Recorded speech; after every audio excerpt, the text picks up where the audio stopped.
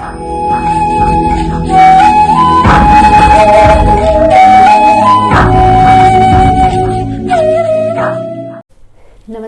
जी सभी को। I welcome you all in this next class, next video, next lecture. तो आज हम जो डिस्कस करने जा रहे हैं, मेरे पास स्टूडेंट्स की डिमांड आई थी, एक मांग पत्र आया था कि मैडम आप please force between parallel wires carrying current का जो टॉपिक है वो प्लीज़ करवा दीजिए। वैसे मैं इस टॉपिक को एज सच नहीं लाना चाहती थी कि एकदम से बीच में से उठा के कि लीजिए भैया ये आपका टॉपिक है, आपको सर्व कर दिया। मैं एक हिरार्की में, एक सीक्वेंस में लाना चाह रही थी, क्योंकि इलेक्ट्रिसिटी एंड मैग्नेटिज्म की ऑलरेडी हमने सीक्वेंस स्टार्ट की हुई है, बट स्टिल हम यहाँ पर इस प्लेटफॉर्म पर हम स्टूडेंट्स की डिमांड को मीट करने के लिए मिलते हैं। तो जब सीक्वेंस चलेगी तब चलेगी, मे बी किसी को इस टाइम अर्जेंट नीड हो इस टॉपिक की, so that is why we are here with force between parallel wires carrying current. हमें डिस्कस करना है फोर्स बिटवीन पैरेलल यानी कि समानांतर वायर्स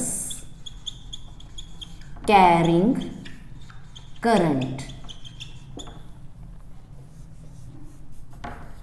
तो इसके लिए देखिए, मैं हमेशा से एक बात कहती हूँ कि जब भी आपको एग्जामिनेशन के अंदर कोई भी टॉपिक अटेम्प्ट करना है, कोई क्वेश्चन अटेम्प्ट करना है, तो late us suppose, let us consider, ऐसी शुरुआत मत कीजिए, बिल्कुल भी मत कीजिए, क्योंकि जो एग्जामिनेशन में मार्क्स गेन करने, that is also an art. अब वो आर्ट क्या होती है?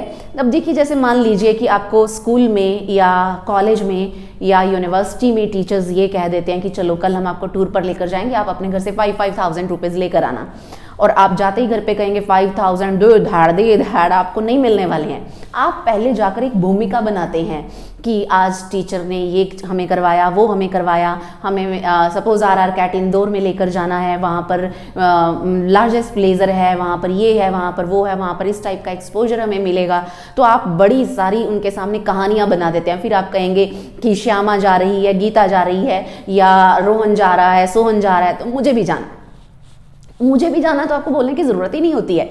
आप जब इतना कुछ बोलते हैं तो इमीडिएटली आपके पेरेंट्स स्मार्ट है ना, तो वो समझ जाते हैं कि आप चाहते क्या हैं।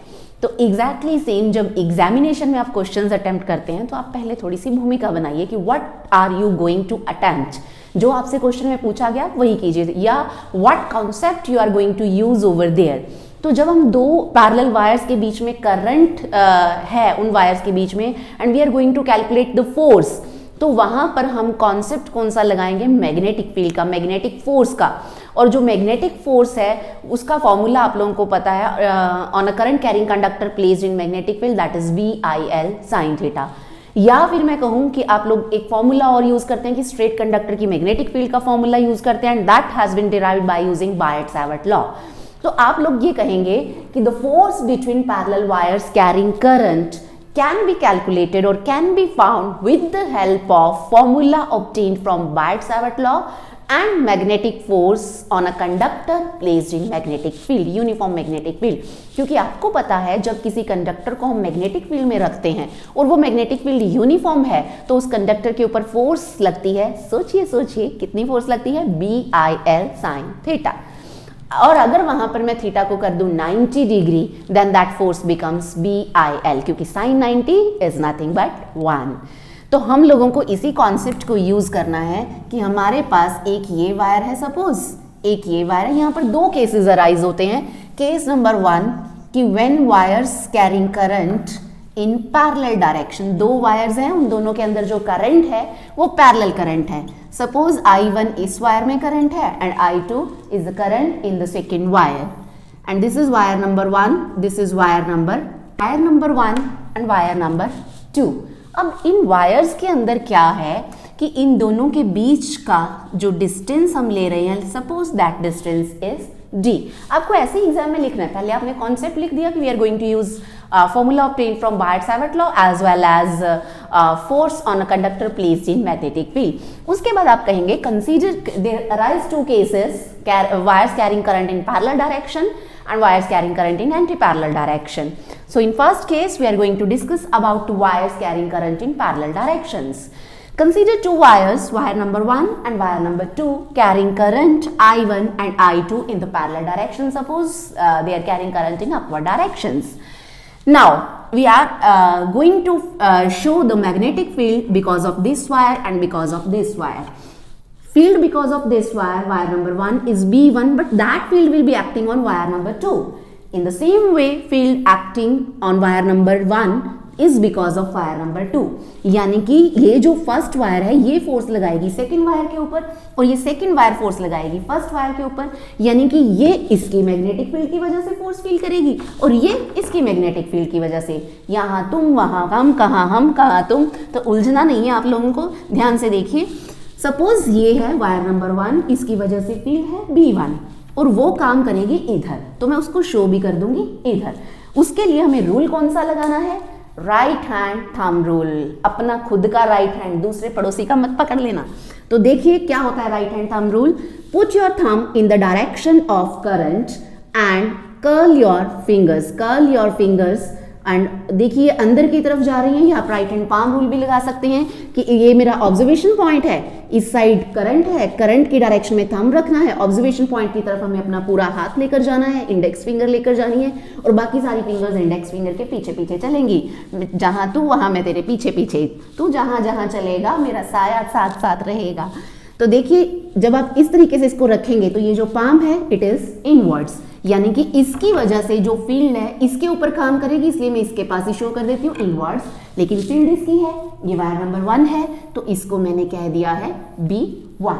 Exactly in the same manner ये है वायर नंबर 2 और इसकी फील्ड काम करेगी इसके ऊपर और इसके लिए अगेन हम राइट हैंड पाम या राइट हैंड थंब रूल लगाएंगे. आई will keep my thumb in the direction of current और मुझे इंडेक्स फिंगर लेकर जानी है ऑब्जर्वेशन पॉइंट की तरफ और जो मेरा पाम है वो फ्रंट पर आ गया. या मैं कर्ल करूंगी तो ऐसे मेरी बाहर को निकल कर आएंगी फिंगर्स और बाहर वाली फील्ड को हम शो करते हैं डॉट से और सेकेंड वायर की है, सो दिस इज B2. तो B1 फील्ड है फर्स्ट वायर की, इसके ऊपर एक्ट कर रही है, acting inwards perpendicular to the plane of paper. और B2 जो मैग्नेटिक फील्ड है इस वायर की वजह से है, काम कर रही है इसके ऊपर, coming outwards perpendicular to the plane of paper. B1 हो गया, B2 हो गया, I1 हो गया, I2 हो गया, D हो गया. Now let us suppose force acting on wire 1 due to wire 2, जैसे आप कूलम्स लॉ में करते हैं. ऑन 1 ड्यू टू 2 इसकी वजह से है, तो और फॉर्मूला होता है हमारा BIL साइन थीटा. तो साइन वायर्स की लेंथ हमने मान ली n है, साइन 90, क्योंकि वायर पड़ी हुई है इस तरीके से और मैग्नेटिक फील्ड इस तरीके से जा रही है, तो एंगल कितना हो जाएगा यहाँ पर 90, साइन 90 हो जाता है 1. सो F12 BIL साइन 90 हो गया 1. अब BI और L देखिए, क्योंकि वायर 1 है, on 1 due to 2, on 1 due to 2, मैं इस फोर्स को स्मॉल f लिख लेती हूँ ताकि आपको आगे जाकर कंफ्यूजन ना रहे. तो ऑन 1 इसके ऊपर है ड्यू टू 2 की वजह से, तो मैग्नेटिक फील्ड काम करेगी इस वायर की और करंट होगा इसका खुद का बेचारे का और लेंथ भी होगी इसकी खुद की. सो B2 I1 L1. अब यूजुअली क्या होता है कि कंडक्टर जितना लंबा होता चला जाएगा फोर्स उतनी बढ़ती चली जाएगी, उतनी ज़्यादा होगी. हम लोग बात करेंगे फोर्स पर unit length for the standardisation purpose. जैसे कि मैं अपने पहले लेक्चर्स में भी आप लोगों को बताती रही हूँ कि क्यों हम डेंसिटी लेते हैं, क्यों हम करंट डेंसिटी की बात करते हैं, because we need the standardisation parameters. हम क्यों रेजिस्टिविटी की बात करते हैं, रेजिस्टेंस की नहीं करते, क्योंकि सब डायमेंशन डिपेंडेंट पैरामीटर्स हैं. तो to make this formula dimension independent we will have to take it per unit length. तो मैंने क्या किया, F12 upon L1 is equal to B2 I1. This is force per unit length on wire 1 due to wire 2. उसको मैं लिख देती हूँ F12 B2 I1. अब B2 कहाँ से आएगा, हम लोगों को पता है किसी भी स्ट्रेट कंडक्टर के लिए magnetic field from Biot Savart law क्या फॉर्मूला होता है, mu not upon 4 pi. Infinite conductor के लिए 2I by A. A is the perpendicular distance from the observation point. अब इस वायर के लिए ऑब्जर्वेशन पॉइंट ये है, इसके लिए ये और डिस्टेंस दोनों के बीच में है D. अब वायर नंबर 2 है तो करंट आ जाएगा 2. अब इसको मैं यहाँ पर कर दूंगी पुट इस एक्सप्रेशन के अंदर. सो क्या हो जाएगा, mu not upon 4 pi 2I2 I1 by D और F12 is equal to mu not upon 4 pi 2I1 I2 by D. ये तो बात रही मैग्नीट्यूड की। Now what about force? अब फोर्स के लिए हमें क्या यूज करना पड़ेगा? जब भी BIL साइन थीटा आप लगाते हैं, BIL लगाते हैं या फोर्स लगाते हैं, तो आपको देखना होता है फ्लेमिंग्स लेफ्ट हैंड रूल, और लेफ्ट हैंड भी खुद का, पड़ोसी का नहीं। तो अब देखिए F12 ऑन 1 ड्यू टू 2, इसकी वजह से इसके ऊपर फोर्स देखनी है मुझे। तो आपको क्या करना है? आपको अपना लेफ्ट हैंड कुछ इस तरीके से अरेंज करना है। जो मैग्नेटिक फील्ड इस डायरेक्शन में होती है और जो करंट की डायरेक्शन होती है वो ये फिंगर होती है, और ये होती है direction of force, magnetic field and current. तो मुझे क्या करना है? आप सबसे पहले अपनी इंडेक्स फिंगर को अरेंज कर लीजिए in the direction of magnetic field, क्योंकि मैग्नेटिक फील्ड आ रही है बाहर की तरफ, तो मैंने इंडेक्स फिंगर ऐसे रख ली, और करंट जो है इंडेक्स फिंगर बाहर की तरफ रहेगी। और ध्यान से देखिए, इंडेक्स फिंगर बाहर की तरफ, करंट अपवर्ड्स, इंडेक्स फिंगर होगी बाहर, करंट अपवर्ड्स। तो ये जो मेरा थंब है, ये देखिए, ये बाहर, ये अपवर्ड्स, और क्योंकि तीनों परपेंडिकुलर हैं तो ये थंब क्या आ गया? इस डायरेक्शन के अंदर आ गया है। तो यानी कि ये जो फोर्स है ये F12 इन दिस डायरेक्शन आ गई। Exactly proceeding in the same वे, आपको एग्जामिनेशन में दोबारा से कुछ करने की जरूरत नहीं होती है। So exactly proceeding in the same way we can write, और डायरेक्शन आप यहां पर दिखा देंगे अलोंग, यहां हम लिख सकते हैं along wire number 2, wire number 2 की तरफ है। डायरेक्शन हो गई, मैग्नीट्यूड हो गया। आप यहां पर भी ये डायरेक्शन साथ ही साथ चला सकते हैं, लिख सकते हैं अलोंग वायर नंबर 2। तो ये हो गई सपोज इक्वेशन नंबर 1। अब मुझे बात करनी है force on wire number 2 due to wire number 1। तो पहले आप वैसे ही F21 की बात करेंगे, एग्जैक्टली सेम चलना है अब आपको। अब क्योंकि वायर नंबर 2 के ऊपर फोर्स लगानी है, 1 ने लगानी है, इसने लगानी है और इसके ऊपर लगानी है, तो इसके ऊपर फील्ड कौन सी काम कर रही है? B1। करंट कितना है? I2। तो यहां हो जाएगा B1 I2, और इसकी लेंथ हम क्या मान लेते हैं? L2। इसकी लेंथ L1, इसकी लेंथ L2। तो ये दोनों लेंस हम यूजुअली यहाँ पर सेम लेकर चल रहे हैं। उसी तरीके से F21 upon L2 is equal to B1 I2, और इस फैक्टर को मैं क्या लिखूंगी? फोर्स पर unit length on wire 2 due to wire number 1 is equal to B1 I2। यानी कि मैंने F21 को F21 अपॉन L2 पुट कर दिया है। आपको एग्जामिनेशन में कई बार न्यूमेरिकल्स आ जाते हैं कि आप पूरी की पूरी वायर के ऊपर फाइंड आउट कीजिए फोर्स, तो आप ये फॉर्मूला लगाकर फोर्स कैलकुलेट करते हैं और इस लेंथ से मल्टीप्लाई कर देते हैं, क्योंकि ये तो हमारे पास F12 आया है ना, और F12 क्या है? F12 L1। समटाइम्स आपको ये F12 कैलकुलेट करने को कहा जाता है, तो आप लेंथ से मल्टीप्लाई कीजिए और आपकी फोर्स आ जाती है। तो अब यहाँ पर देखिए B1 I2, अब एग्जैक्टली इसी तरीके से जैसे मैंने B2 लिखा था, तो यहाँ पर मैं लिख दूंगी B1 किसके इक्वल हो जाएगा? Mu not upon 4 pi 2I1 by D. जब आप यहाँ पुट करेंगे तो F21 is equal to again mu not upon 4 pi 2I1 I2 by D. Now focus on equation number 1 and equation number 2। Magnitude तो same है, अब इसकी direction भी बतानी होगी। अगेन डायरेक्शन बताने के लिए मुझे क्या यूज करना होगा? Fleming's left hand rule. Fleming का हाथ तो मैं पकड़कर नहीं ला सकती, वो तो मर चुके हैं, जा चुके हैं, स्वर्गवास हो गया है उनका तो, लेकिन अपना लेफ्ट हैंड तो हम यूज कर सकते हैं। तो अब देखिए again Fleming's left hand rule के लिए अगेन इस ये वाली फिंगर जाएगी, index finger towards the field, current, force. तो देखिए अब मुझे क्या करना है? अगेन सबसे पहले आप इसको अरेंज कीजिए, अंदर की तरफ है, ये अंदर चला गया। करंट की तरफ इसको अरेंज करना है, ये ऊपर चला गया, अंदर ऊपर, तो थंब किधर आ गया? इस डायरेक्शन के अंदर। So this is from direction of F21। तो आप यहां पर लिख सकते हैं अलोंग या टुवर्ड्स वायर नंबर 1। अब दोनों वायर्स जिनके अंदर करंट पैरेलल जा रहा है, इस तरीके से ऊपर को पैरेलल जा रहा है, फोर्सेस इस तरफ आ गई, तो एक दूसरे की तरफ धीरे धीरे बढ़ेंगी। एक कदम तुम बढ़ाओ, एक कदम हम बढ़ाएंगे, एक कदम तुम, तो अट्रैक्शन होगी। So this force is attractive in nature. When two parallel wires carry current in same direction then there is attraction between them. And और ये जो दोनों फोर्सेज हैं F1, देखिए डायरेक्शन दोनों की ऑपोजिट है, मैग्नीट्यूड दोनों का सेम है, तो वेक्टर नोटेशन में मैं लिख सकती हूँ F12 is equal to minus of F21 which is in accordance with nothing but Newton's third law. जी हाँ, न्यूटन महाशय हर जगह आएंगे ही आएंगे because he is father of physics. तो ये थी force between two wires carrying current in parallel direction. इसके बाद हम देखेंगे force between two wires carrying current in anti parallel direction, और केस नंबर 2 की बात हमें करनी है। केस नंबर 2, मैं यहीं पर सारे चेंजेस कर दूंगी ताकि आप लोगों के लिए आसान रहे। और अब वायर्स वही रहेंगी, वायर 1 एंड 2 हैं, लेकिन कहानी में ट्विस्ट, अरे ये कहानी में ट्विस्ट क्या है कि इस करंट को मैंने कर दिया है नीचे की तरफ। बाबा रे बाबा, अब क्या होगा? क्या B1 B2 भी सेम रहेंगे? ये हमें देखना होगा। डायरेक्शंस बदलेंगी, कहानी बदलेगी कि सेम रहेगी, that we are going to C.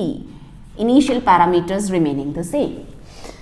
Again force, ये मैं F12 सब कुछ डिनोट करने वाले parameters I will keep the same. तो जो पैरामीटर्स हमें डिनोट करने थे वो पैरामीटर्स में रखूंगी सारे के सारे सेम। मतलब आप लोगों को यही लिखना होगा, again consider 2 wires carrying current I1 and I2 in opposite directions as shown in diagram. As shown in diagram आपके तर्कश में एक ऐसा ब्रह्मास्त्र है कि आप कहीं भी चला सकते हैं, लेकिन डायग्राम होनी चाहिए। ऐसे ना हो कि डायग्राम तो है नहीं, एज शोन इन डायग्राम, बेचारा एग्जामिनर स्पेक्स लगाकर भी ढूंढ रहा हो कि डायग्राम तो है नहीं, डायग्राम कहाँ है। तो आपको ऐसा नहीं करना है।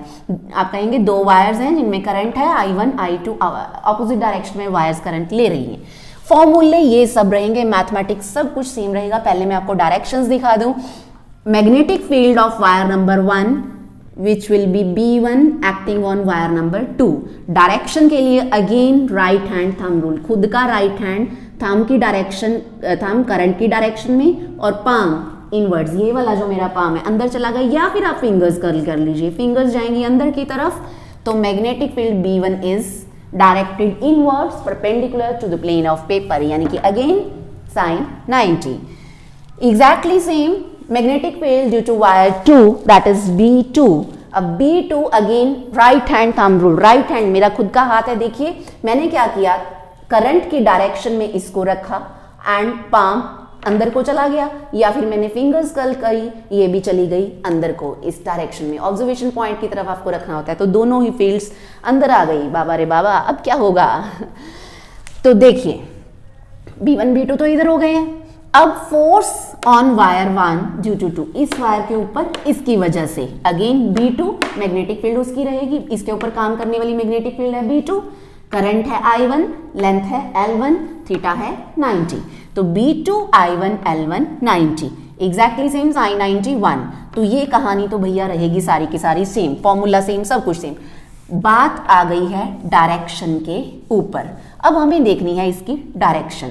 डायरेक्शन के लिए देखिए ये स्टेप सेम है, ये स्टेप सेम है, ये स्टेप सेम है, सब कुछ सेम है और फॉर्मूला भी हमारा सेम आ गया है, क्योंकि मैग्नेटिक फील्ड इस वायर की सेम ही रहेगी। इस वायर की B1 is equal to mu not upon 4 pi 2 I1 by D और इसकी mu not upon 4 pi 2 I2 by D. तो अब हमें क्या करना है, फ्लेमिंग्स लेफ्ट हैंड रूल लगाकर फोर्सेस की डायरेक्शंस हम लोगों को देखनी है। तो उसके लिए पहले मैं बात करूंगी इस वायर के ऊपर जो फोर्स लगेगी, फ्लेमिंग्स लेफ्ट हैंड रूल या दिव्य ज्योतिष लेफ्ट हैंड रूल। तो उसके लिए मुझे रूल तो फ्लेमिंग का ही है, लेफ्ट हैंड में अपना यूज करूंगी। मुझे magnetic field which is inwards इसकी डायरेक्शन में रखना है अपनी इस इंडेक्स फिंगर को, ऐसे मैंने घुसा दिया, और करंट की डायरेक्शन ऊपर है में मुझे ले जानी है अपनी मिडिल फिंगर और थंब चला गया इधर outwards. That means this is force on wire 1 due to wire 2। आप चाहे F12 स्मॉल दिखा दीजिए, चाहे आप कैपिटल दिखा दीजिए, डजेंट मैटर, एग्जैक्टली सेम। अब इस वायर पर आ जाइए, यहां पर Fleming's left hand rule, magnetic field inwards, current downwards और फोर्स चली गई आउटवर्ड्स। तो दोनों वायर्स एक दूसरे को रिपेल करेंगी। दोनों फोर्सेस ऑपोजिट डायरेक्शन में हो गई हैं और आप चाहें तो इसको भी स्मॉल f से भी डिनोट कर सकते हैं, चाहे तो कैपिटल F से डिनोट कर सकते हैं, आप किसी भी तरीके से शो करिए, doesn't matter. Mathematics will remain exactly same, एक भी चीज का फर्क नहीं आएगा। इसीलिए आपको एग्जामिनेशन में इस मैथमेटिक्स को दोबारा करने की जरूरत नहीं होती है। आपने केस 1 के लिए कर लिया है, केस 2 के लिए आप सीधा ये final formula F12 this one, F21 this one लिखकर उनकी डायरेक्शंस बताएंगे। अब डायरेक्शंस टुवर्ड्स नहीं आएगी, आएगी away from wire number 1, away from 1, away from 1, away from, और इसकी अवे फ्रॉम वायर नंबर 2, यानी कि दोनों फोर्सेस ऑपोजिट हैं। सो दो वायर्स जिनके अंदर करंट ऑपोजिट डायरेक्शन में जा रहा है, एक दूसरे से दूर दूर दूर दूर भागती है। जानी दुश्मन मैं तेरी दुश्मन, दुश्मन तू मेरा। अब मैं करंट हूँ ऑपोजिट डायरेक्शन में, तुम ऑपोजिट डायरेक्शन में, तो ऐसी वायर्स जिनके अंदर करंट ऑपोजिट डायरेक्शन में होता है वो एक दूसरे की दुश्मन होती हैं, एक दूसरे से दूर भागती हैं, they repel each other. So the wires carrying current in the same direction or parallel current attract each other and wires carrying current in opposite direction repel each other. और इसी पे बेस्ड एक क्वेश्चन और बन जाता है कि जब किसी सोलेनोइड के अंदर से हम करंट पास करवाते हैं तो वो बेचारा छोटा छोटा होने लग जाता है, ऐसा क्यों?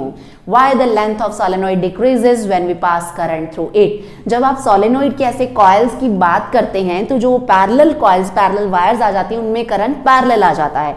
And because current carrying parallel wires, parallel current वाली वायर्स एक दूसरे को अट्रैक्ट करती हैं तो सोलेनोइड की लेंथ कुछ हद तक डिक्रीज हो जाती है.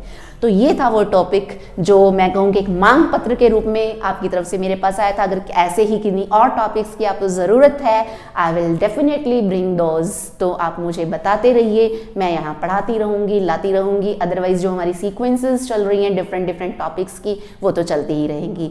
तो अगले लेक्चर के अंदर हम मिलेंगे फिर से किसी खूबसूरत और बड़े खूबसूरत अंदाज में किसी नए टॉपिक के साथ. तब तक के लिए थैंक यू सो मच.